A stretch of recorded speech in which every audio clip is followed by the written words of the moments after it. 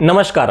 काही दिवसांपूर्वी मनसे अध्यक्ष राज ठाकरे यांनी एक पत्रकार परिषद घेतली आणि त्या पत्रकार परिषदेत काहीही झालं तरी येत्या विधानसभेच्या निवडणुकीनंतर मला महाराष्ट्र नवनिर्माण सेनेला सत्तेत बसवायचंय, कार्यकर्त्यांनो जय्यत तयारीला लागा असं म्हणून राज ठाकरेंनी प्रत्येक मनसैनिकाच्या मनात ऊर्जा भरण्याचं काम केलं।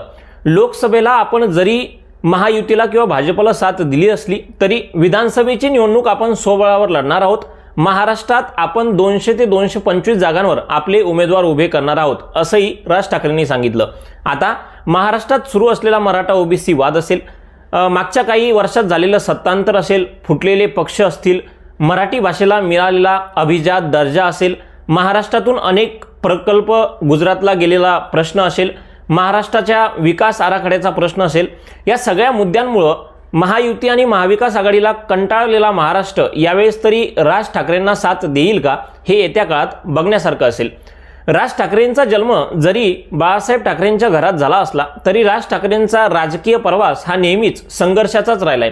2006 साली बाळासाहेबांपासून वेगळे झाले, मनसेची स्थापना केली। 2009 साली विधानसभेत मोठं यश आलं, 13 आमदार निवडून आले। त्यानंतर नाशिकची महानगरपालिकाही मिळाली। पण 2014च्या विधानसभेच्या निवडणुकीत राज ठाकरेंचा आणि त्यांच्या मनसेचा दारुण पराभव झाला आणि 2014 पासून 2024 पर्यंत म्हणजे या 10 वर्षाच्या काळात राज ठाकरेंनी आणि त्यांच्या मनसेनं फक्त पराभवच पाहिला असं म्हटलं तर वावगं ठरणार नाही। या 10 वर्षाच्या संघर्षाच्या काळात अनेक मातब्बर नेते राज ठाकरेंना सोडून दुसऱ्या पक्षात गेले आणि दुसऱ्या पक्षात जाऊन आमदार खासदार झाले। पण एवढ्या संघर्षाच्या काळातही महाराष्ट्रात असे 4 नेते होते जे राज ठाकरेंच्या खांद्याला खांदा लावून उभे राहिले आणि त्यांनी संकटाच्या काळात नेहमी राज ठाकरेंची साथ दिली। त्या 4 नेत्यांचे नाव म्हणजे ठाण्याचे अविनाश जाधव असतील, ज्येष्ठ नेते बाळा नांदगावकर असतील, सध्या मनसेचे एकमेव आमदार असलेले राजू पाटील असतील किंवा संदीप देशपांडे असतील। या चौघांकडेही दुसऱ्या पक्षात जाऊन आमदार खासदार होण्याची ताकद होती, क्षमता होती, तरी त्यांनी प्रामाणिकपणे आपल्या राज ठाकरेंची साथ शेवटपर्यंत निभावली। आता हे 4ही नेते विधानसभेच्या रिंगणात आहेत। राज ठाकरेंनी यांना तिकीट दिलेले आहेत, त्यामुळे नेमके या 4 पैकी किती जण आमदार होतील हे येत्या निवडणुकीत बघण्यासारखं असणार आहे। जर आपण विचार केला तर राजू पाटील यांना कल्याण ग्रामीण मधून तिकीट दिलेलं आहे, संदीप देशपांडे यांना हॉट सीट असलेल्या वरळीमध्ये आदित्य ठाकरे यांच्या विरुद्ध तिकीट दिलेलं आहे। त्यानंतर अविनाश जाधव यांना ठाण्यातून तिकीट दिलेलं आहे आणि चौथे उमेदवार म्हणजे बाळा नांदगावकर यांना सिवडीतून तिकीट गेलेलं आहे। नेमकं या 4ही मतदारसंघात सध्याची वास्तविक परिस्थिती काय आहे, या 4 पैकी राज ठाकरेचे किती शिलेदार विधानसभेत जातील, कोण जिंकतंय, कोण हारतंय, कोण आघाडीवर आहे, कोण पिछाडीवर आहे, इथलं जातीनिहाय गणित काय आहे, त्याचा निवडणुकाच्या निकालावर कसा फरक पडू शकतो आणि महायुती किंवा महाविकास आघाडी किंवा फुटलेल्या शिवसेनेच्या मतविभागणीत मनसेचा कसा फायदा होऊ शकतो, या सगळ्या प्रश्नांची उत्तरं आजच्या एका व्हिडिओमध्ये देणार आहे। त्यामुळे पुढचे काही मिनिटं माझ्यासोबत नक्की राहा। तत्पूर्वी नमस्कार, मी वैभव सांगळे आणि माझ्या यूट्यूब चॅनलवर तुमचं खूप खूप स्वागत आहे। सगळ्यात पहिले आपल्या चॅनलचे 10,000 सबस्क्रायबर पूर्ण झालेले आहे, त्यामुळे तुम्हा सर्व मायबाप जनतेचे खूप खूप धन्यवाद। जर तुम्ही पहिल्यांदा चॅनलवर आले असाल, चॅनलला लाईक करा, शेअर करा, सबस्क्राईब करा, साईडला दिलेली घंटा दाबायला विसरू नका, जेणेकरून माझा येणारा प्रत्येक व्हिडिओ सगळ्यात पहिले तुमच्या मोबाईलवर येईल। कुठल्याही प्रकारचा टाइमपास न करता सुरुवात करूयात राज ठाकरेंचे 4 शिलेदार आणि त्यांचे 4 विधानसभा मतदारसंघ तिथला संपूर्ण लेखाजोखा।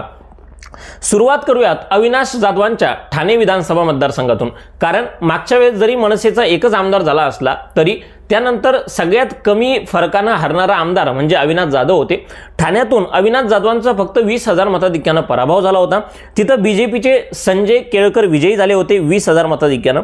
आता सध्याचा जर तुम्ही विचार केला तर ठाण्यात तिहेरी लढत होणार आहे, कारण बीजेपीनं संजय केळकरांना तिकीट दिले, मनसेकडून अविनाश जाधव रिंगणात आहेत आणि उबाटाकडून राजन विचारे अशी तिहेरी लढत होणार आहे।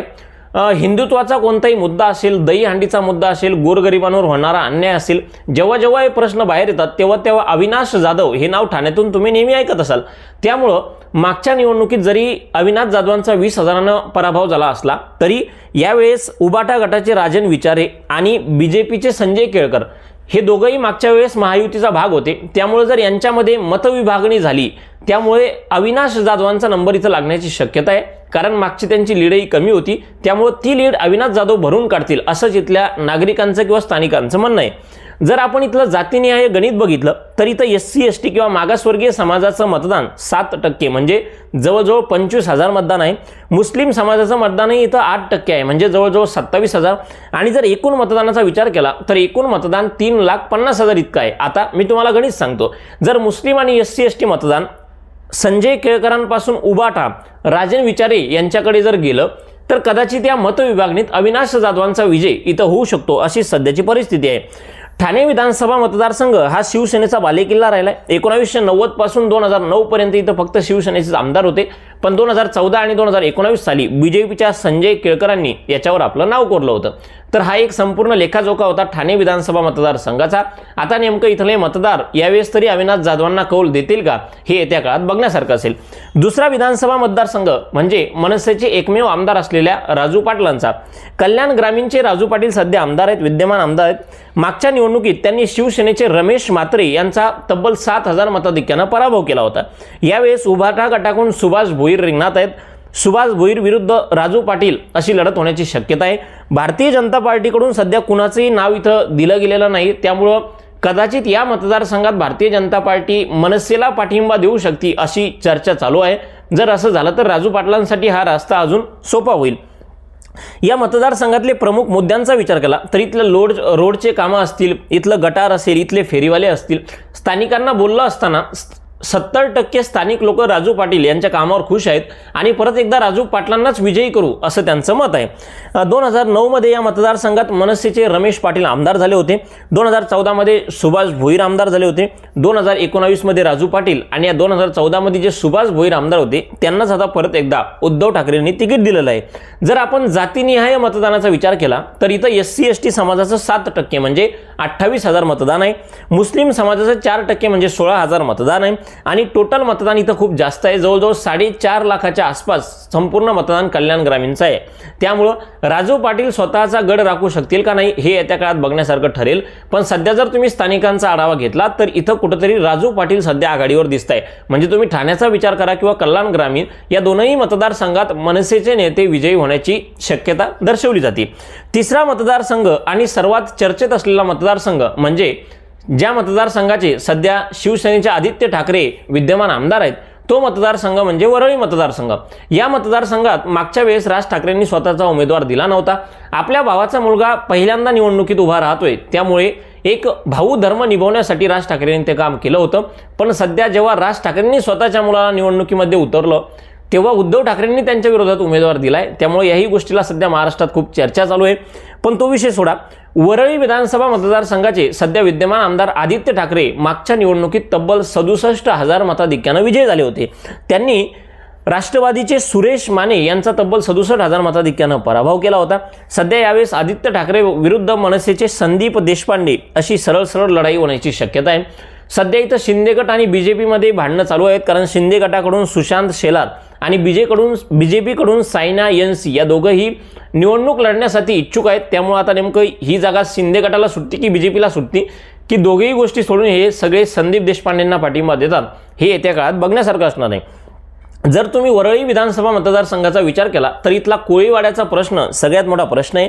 इथले दवाखाने, त्यात असलेल्या सुविधा आणि पाणी हे 3 कोळीवाड्याचे इथले महत्त्वाचे मुद्दे आहेत.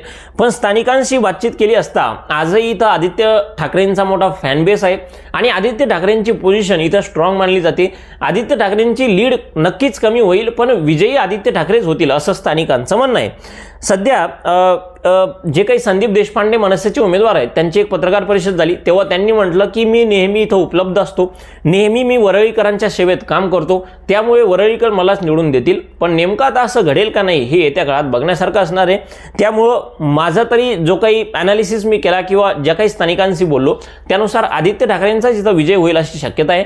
पण संदीप देशपांडेंच्या कामाला नेमकी जनता कौल देईल का ते येत्या काळात बघण्यासारखं असणार आहे. तर हा होता एक लेखाजोखा वरळी विधानसभा मतदारसंघाचा. आजच्या व्हिडिओतील शेवटचा आणि चौथा विधानसभा मतदारसंघ आहे तो म्हणजे मनसेचे ज्येष्ठ नेते बाळा नांदगावकर यांचा शिवडी विधानसभा मतदारसंघ. या शिवडीतूनच बाळा नांदगावकर 2009 साली आमदार झाले होते. त्यानंतर 2014 साली बाळा नांदगावकरांचा इथं तब्बल 42,000 पराभव झाला. 2019 साली बाळा नांदगावकरांनी निवडणूकच लढली नव्हती आणि आता 2024 मध्ये परत एकदा बाळा नांदगावकर रिंगणात आहेत. इथं सध्या उद्धव बाळासाहेब ठाकरे गटाचे अजय चौधरी निवडणुकीच्या रिंगणात आहेत. अजय चौधरींना परत एकदा उद्धव बाळासाहेब ठाकरेंनी तिकीट दिले. 2014-2019 अशा 2 टर्मपासून अजय चौधरी ते आमदार आहेत. इथे अजय चौधरी सोबत अजून एका नेत्याला इच्छुक होते उबाटा गटाकडून उभे राहण्यासाठी. त्यामुळे जर त्या नेत्याने बंडखोरी केली तर कुठेतरी अजय चौधरींचं मतदान इथं डिवाइड होऊ शकतं. अजय चौधरींबद्दल इथे एक सत्ता विरोधी लाट आपण ज्याला म्हणतो, अँटी इन्कम्बन्सी अशी लाटही सुरू आहे. त्यामुळं बाळा नांदगावकरांची वर्णी इथं लागू शकते. पण तरीही ही निवडणूक अत्यंत टफ आणि अत्यंत चुरशीची मानली जाते. इथं विजय मिळवणं बाळा नांदगावकरांसाठी थोडंफार अवघड असेलच, पण काहीही या मतदारसंघामध्ये होऊ शकतं.